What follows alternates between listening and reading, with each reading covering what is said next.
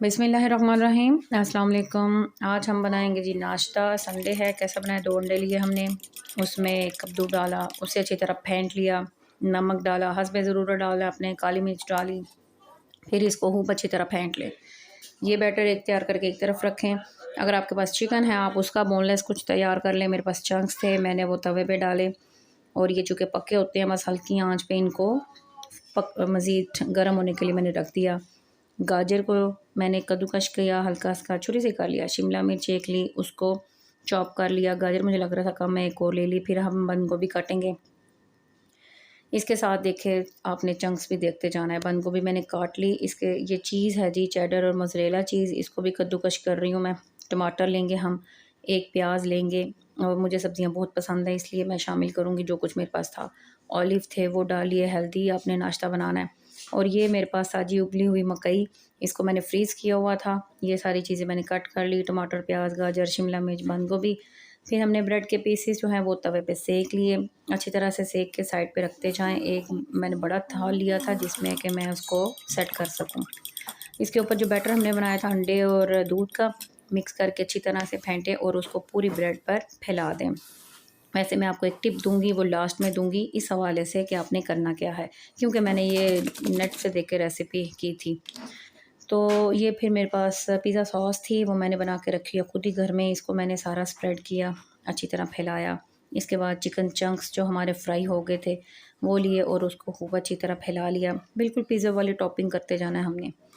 Chicken chunks के बाद हमारे पास चीज़ थी, उसकी हम एक लेयर लगाएंगे। ये भी हस्बे ज़रूरत होगा। आप चीज़ चेडर और मोज़रेला जो है मिक्स जितनी पसंद करते हैं उतनी आप लगा दें।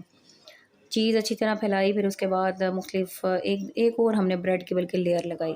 ठीक है, उसके बाद फिर से आपने सेट करके दूध और अंडा जो फेंटा हुआ था ना बैटर, वो एक दफ़ा फिर आप अच्छी तरह फेंट के ऊपर फैला लें।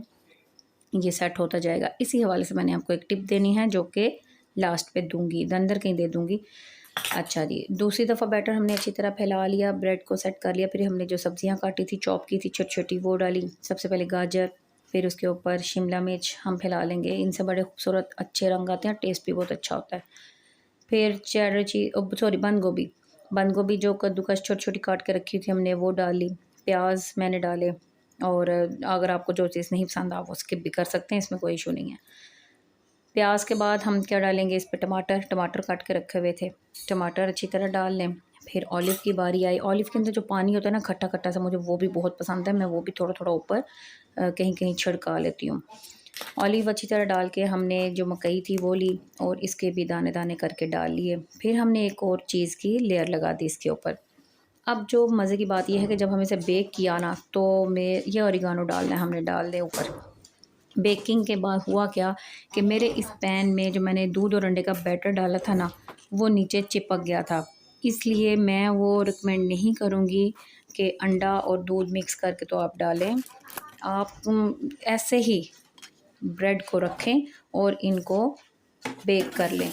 ओवन प्री हीट कर लें 180 डिग्री पे और अच्छी तरह से इसको बेक करें।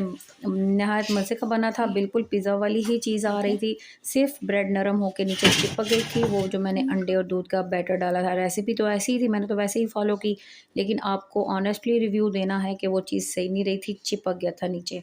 अगर यहाँ डालना भी है तो आपने बहुत कम डालना है, ठीक है। और फिर पिज़्ज़ा की तरह काटें, इसे नाश्ता करें।